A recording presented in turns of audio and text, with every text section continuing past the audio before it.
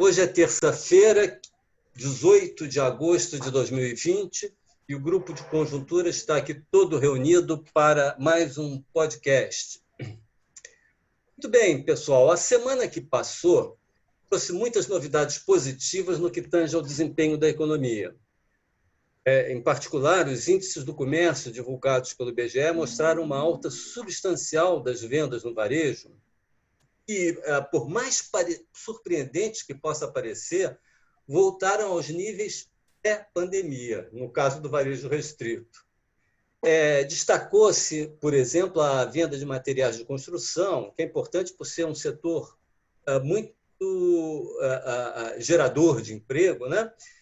As vendas nos materiais de construção cresceram a 17% em junho e já ultrapassam em 1,4% o nível de junho do ano passado. Então, vocês veem como esse setor está reagindo. Ainda entre os dados divulgados na semana passada, tivemos também os dados do setor de serviços, que esse sim ainda está longe do nível pré-Covid, mas isso, de certa forma, era de se esperar, já que o consumo de muitos serviços impõe contato social próximo, quando não a aglomeração, né? Então, esse aí tende a recuperar mais devagar mesmo. Ainda assim, houve uma certa recuperação, um crescimento de 5% em junho contra maio. Juntando essas novas informações com outros dados positivos anteriores, o crescimento das vendas de automóveis, etc., ninguém mais duvida que a queda do PIB em 2020 vai ser bem menor do que aquela que se projetava um ou 2 meses atrás. Bom, era para estarmos comemorando. Só que não. Semana passada e no início dessa semana parece ter crescido o desconforto em relação ao comportamento real ou imaginário da economia. E, por consequência, também um desconforto com a política econômica. E o mercado financeiro, que antes parecia exageradamente otimista, agora entrou, assim, vamos dizer, num modo de pessimismo, né? Então, crescer na política, etc., cresceram, entre os analistas, cresceram os questionamentos à política fiscal e ao seu pilar básico, que é o teto dos gastos. A própria permanência, né, do ministro da Economia foi colocada em dúvida. A razão, tanto, de um lado, a gente pode se perguntar se a economia pode prescindir do auxílio emergencial e outras medidas de apoio fiscal por um período ainda relativamente longo que se estenderia no ano que vem. E a sua substituição por um programa mais permanente. Isso aí para dar apoio ao processo de retomada do crescimento. A resposta, se a economia vai poder prescindir ou não disso no ano que vem, ou talvez já até a partir do final desse ano, é bastante controversa. Acho que isso aí é um tema a discutir, né, num outro momento. Mas, por outro lado, há que se avaliar os impactos econômicos de um eventual descontrole fiscal, que põe em risco as regras que vinham até o momento da pandemia, garantindo uma trajetória benigna para a dívida pública brasileira, e tem também importantes efeitos positivos sobre o crescimento futuro. Bom, antes de passar a palavra aos meus colegas, eu gostaria de lembrar um par de informações sobre o comportamento de duas variáveis que me parecem cruciais para o crescimento e que não podem, a meu ver, ser desvinculados da questão fiscal, que é a taxa de inflação e a taxa de juros. Todos nós sabemos que o Brasil é um país onde, tradicionalmente, inflação e juros eram muito altos. Isso teve uma consequência, um preço muito alto que o Brasil pagou por isso em termos de crescimento econômico, por décadas. Mas, nos anos recentes, nós tivemos avanços significativos nesses dois territórios. A inflação hoje é muito baixa, todos sabemos, né? E a taxa de juros também é a mais baixa da história. Estou me referindo aqui à taxa de juros básica, né, a Selic. E algo muito importante a respeito desse comportamento benigno de inflação de juros é que que isso não é um mero reflexo do que ocorreu no mundo, como muitas vezes desdenham alguns analistas. Para ilustrar esse ponto, eu recolhi informações divulgadas pelo Banco de Compensações Internacionais, o BIS, sobre taxas de juros em 38 economias avançadas e emergentes, e aí eu calculei a média para diferentes períodos para comparar com a taxa brasileira. Os resultados, a meu ver, são bastante eloquentes. Vamos comparar, por exemplo, os números atuais com os de 5 e 10 anos atrás. Em 2010 e 2015, as taxas básicas de juros dos emergentes ficaram entre 5% e 6%. Tá? Fixasse o número. A brasileira foi de aproximadamente 11% em 2010, 14% em 2015. Ou seja, ela foi mais do que o dobro da taxa média dos emergentes. Hoje a taxa de juros brasileira é 2%, que é praticamente a metade daquela que é observada na média dos emergentes, que é 3,9%. Então, você vê que há um movimento há alguma coisa de brasileiro, de endógeno, de brasileiro nisso que ocorreu. Não é só um reflexo do que ocorre no mundo. Essa taxa de juros brasileira atual foi viabilizada pela queda da inflação, que também era mais do que o dobro da média dos emergentes há 15 anos atrás, e hoje é mais baixa do que a média dos emergentes, pelos mesmos dados do BIS.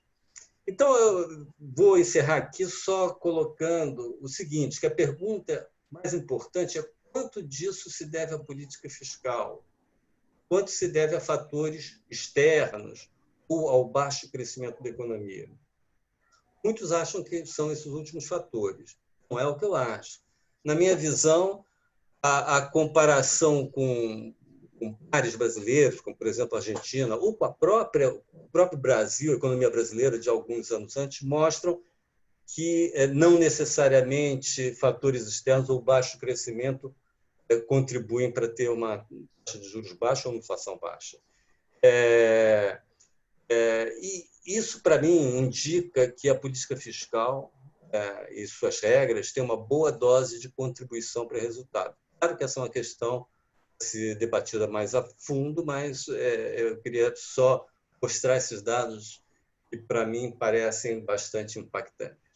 Então, eu paro por aqui, passo aqui a bola para Caio, Margarida, Lixa, para tocar sobre esse assunto que foi sobre colocar em questão a política econômica, que foi o assunto da semana passada e ainda é o assunto nesta semana. Bom, então deixa eu começar, então. Começaria destacando que essa redução das taxas de juros, da inflação para níveis ineditamente baixos, né, que é um ponto que o Francisco destacou, essa redução eu diria que é a grande conquista da economia brasileira dos últimos anos. E a questão que se coloca que é fundamental, na minha visão, ter em conta que nada disso teria sido possível se não tivesse havido uma redução substancial dos prêmios de risco a partir de 2016, e a variável-chave para essa redução dos prêmios de risco foi exatamente a fixação de um teto para os gastos públicos inscrito na Constituição. O teto tem sido, desde então, uma grande âncora do ajuste fiscal, a ponto de que, mesmo com a persistência de déficits primários pós-2016, que eles continuam, né, bem altos, e não estou me referindo nem ao momento específico da pandemia, mas eles têm continuado e vão continuar por algum tempo, mesmo com déficits primários altos, com dívida pública crescente, o fato é que, graças ao teto, os agentes econômicos têm, de modo geral, mantido a confiança de que há um ajuste fiscal estrutural em curso, que será capaz de deter lá na frente a dívida pública. Se não houvesse essa confiança que vem do teto e não dos resultados, como falei, do resultado primário ou da evolução da dívida do período recente, venha da âncora, que é o teto, se não houvesse isso, os prêmios de risco não teriam caído como caíram espetacularmente de 2016 para cá, e os juros não estariam de forma alguma nesse nível que estão hoje. O grande problema é que essa conquista dos juros baixos está agora sob ameaça, por conta das incertezas em relação à trajetória da política fiscal, basicamente. Uma incerteza, a incerteza, a rigor, é se será possível ou não retomar no ano que vem um ajuste fiscal que recoloque o gasto público regido pelo teto dos gastos. Essa é uma grande questão. Ou se partiremos por um outro caminho de flexibilização do teto para abrir exceções no teto para alguns gastos, tipo gastos sociais, investimento em infraestrutura, como muitos defendem. Então, esse é o debate que está por trás, que gera essa incerteza em relação aos rumos da política fiscal. Por conta dessa incerteza em relação à questão da política fiscal, o que a gente vem assistindo desde a virada do mês, já do dia 31 para cá, 31 de julho para cá, é uma disparada, na verdade, dos juros futuros, principalmente os mais longos, de 5 anos para mais, e uma forte alta do dólar nessa esteira. O que está mostrando, mais uma vez, o que tem sido ocorrido de forma repetida nos últimos anos, que é o quê? Uma extrema sensibilidade das variáveis juros futuros e câmbio, taxa de câmbio, bancamento do dólar, em relação à visão, à percepção que os agentes econômicos têm em relação ao compromisso, ao grau de compromisso do governo com o ajuste fiscal e com o controle da dívida. É isso que mais uma vez está se revelando nessa disparada recente dos juros e do câmbio. E essa piora das condições financeiras, ligada à disparada dos juros e câmbio, ela ganhou um novo ingrediente na semana passada. Foi quando, na terça-feira passada, dia 11, com a ofensiva do Paulo Guedes, sentindo muito pressionado dentro do governo, com a ofensiva dele contra o que ele chamou de ministros fura-teto. Então, esse procedimento não habitual do Paulo Guedes foi ele só ocorreu, na verdade, porque ele está se sentindo muito pressionado em relação a esse debate dentro do governo, escancarou, na verdade, as divergências dentro do governo, que já eram cada vez mais perceptíveis, e isso foi um reforço, contribuiu adicionalmente para essa alta dos juros do dólar. Bom, a resposta do Bolsonaro a isso veio no dia seguinte, na quarta-feira, dia 12, e foi uma resposta no sentido de tentar tranquilizar os mercados e reforçar o apoio dele ao teto e ao Paulo Guedes. O fato é que ele não foi dessa vez bem sucedido nesse intuito, não conseguiu isso. E isso chama atenção porque ele tinha feito um movimento muito semelhante lá atrás, em fim de abril, quando passamos por uma crise política bem grave, coincidiu ali com o período da demissão do Sérgio Moro e com o início dessas divergências dentro do governo sobre rumos da política fiscal. Naquele momento, houve, junto com a demissão do Moro, uma percepção de que o Paulo Guedes poderia estar perdendo espaço no governo, poderia ser a bola da vez, muitas pessoas falaram assim, e isso fez o dólar e juros disparar instantaneamente, como agora, na verdade, em escala maior do que agora, mas um movimento muito forte, como está ocorrendo agora também. Mas, naquele momento, o gesto imediato do Bolsonaro foi o que fez agora, de reforçar o apoio ao Paulo Guedes, a teto, etc., os gastos, e surtiu efeito, naquele momento, de rapidamente provocar uma redução dos juros e acomodar um pouco o movimento do dólar, etc. Agora, isso não ocorreu. Então, agora a gente está vendo um movimento muito diferente, um movimento onde os juros, principalmente os juros longos, Então, crescendo enormemente, abriu muito o spread dos juros longos para os curtos, o que significa que que é uma medida da chamada inclinação da curva de juros, no jargão técnico, que é uma indicação das mais importantes de prêmio de risco na economia brasileira, essa inclinação da curva de juros. E os juros abriram muitíssimo, na verdade. Hoje chegamos a um ponto que, por exemplo, a taxa de juros de 10 anos subiu de 6,7% no final de julho para 7,7% em poucos dias.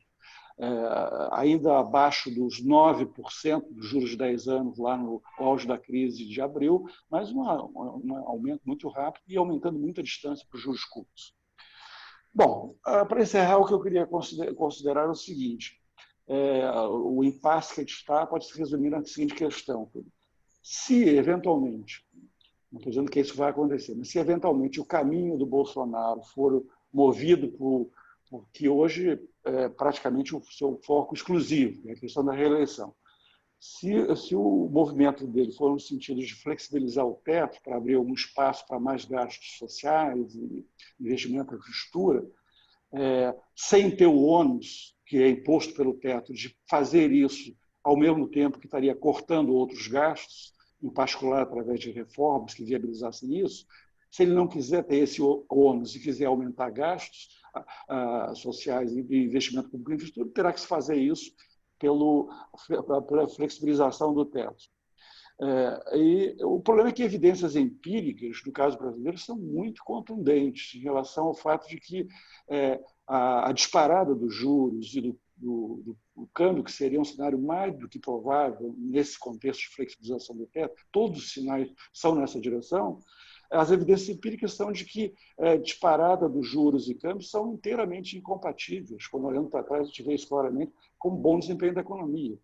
Então, isso significa, aí concluindo a última frase mesmo, que, do ponto de vista social e econômico, os resultados colhidos como uma eventual flexibilização do teto, se esse for o caminho, vão ser exatamente opostos aos imaginados, aos esperados.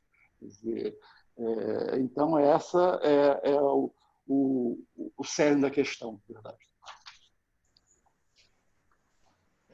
Bom, destaca um ponto que o Caio... Obrigado. Então, um ponto é que existem incentivos dentro do governo para furar o teto, tá? Seja por parte do presidente da República, seja em alguns membros do Poder Legislativo, lá no Congresso, tá? Mas são esses incentivos que geram uma espécie de, para os analistas econômicos que estão no mercado financeiro, ou estão nas empresas, ou as famílias, isso cria uma espécie de inconsistência intertemporal, como o Caio destacou, não? Ou seja, a gente pode ter uma expansão dos gastos sociais agora e o ano que vem furar o teto, ou por causa dos investimentos em infraestrutura, mas podemos ter no início uma melhora no bem-estar social, mas rapidamente os mercados financeiros vão reagir e isso nos provocará perdas posteriores. Tá? Então, a gente teria ganhos no curto prazo com grandes perdas posteriores. Para resolver isso, então, o que o mercado está, de alguma forma, tranquilizar os mercados, tem que ter mais garantias do compromisso do governo com o teto do gasto. Tá? Provavelmente o Ministério da Fazenda, o Ministério da Economia vai ser mais transparente, não, no sentido de tentar buscar espaço fiscal para se expandir um pouco a política social a partir do Renda Brasil, encontrar espaços fiscais, não, para não estourar o teto do gasto, o que nos parece, a princípio, não muito difícil de acontecer, pelos valores que estão sendo discutidos, uma expansão do Renda Brasil de 20 bilhões de reais comparado ao Bolsa Família, não é tão difícil se a gente considera que tem o final da desoneração da folha de pagamento, ou se temos alguma pequena ajuste dentro das despesas com funcionalismo público, que não são de montantes tão grandes, não? Devemos ter ajustes aí pequenos em magnitudes, não, macroeconômicas, 6, 7, 8 bilhões de reais, tá? Então, se o Ministério da Economia consegue dar alguma garantia de que existe espaço fiscal, tá, para ter uma pequena expansão da política social, tá, sem furar o teto do gasto, isso vai tranquilizar os mercados, tá? Do contrário, a outra garantia seria o estresse do mercado financeiro provocar um susto nos formuladores de política econômica, não, ou no presidente da República, e, a partir desse susto, voltar para um compromisso com o teto. Tá? Mas, em princípio, a gente não parece, no momento, que viabilizar o teto do gasto seja tão difícil assim. É claro que tem questões de discussão política, escolhas políticas para serem feitas, mas que não são totalmente inviáveis. Pois é, então eu gostaria de acrescentar aqui aos meus colegas a ideia de que o teto exige escolhas, não tem jeito. O teto nos obriga a isso, é muito bom que nos obrigue. Então, agora o Brasil está num momento onde ele vai ter que fazer algumas escolhas, sim. Então, na verdade, se a gente quer encaixar um programa Renda Brasil, que é um programa Bolsa Família aumentado, porque é justo, socialmente legítimo, todo mundo acha que o Brasil tem que fazer essa opção nesse momento, a gente vai ter que fazer opções. Então, por exemplo, o Lixa estava dizendo que os números aí não são tão grandes assim. Né? Existe uma expectativa hoje de que esse programa Renda Brasil ele inclua mais 20 bilhões de reais num orçamento que são de quase 2 trilhões de reais. É impossível de encaixar? Claro que não. Só para a gente ter uma noção de alguns números. A desoneração da folha de pagamento, que o Bolsonaro vetou corretamente, e o Congresso disse que pode vetar o veto, implica numa economia de 10 bilhões de reais. Né? A manutenção da regra do BPC, do benefício da prestação continuada, que, felizmente, o Congresso recentemente aceitou o veto do presidente da República. Também é uma economia de 3, 4 bilhões de reais.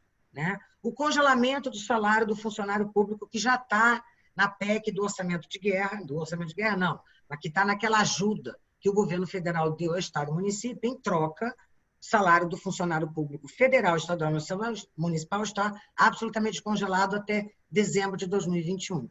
Só essas pequenas reduções de despesa já permitem encaixar o programa Renda Brasil.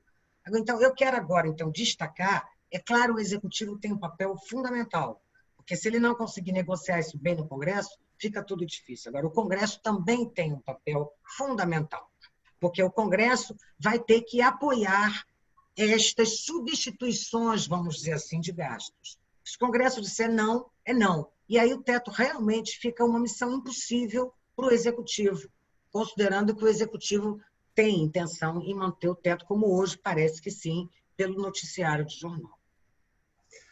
Muito bem, vamos ficar por aqui por hoje.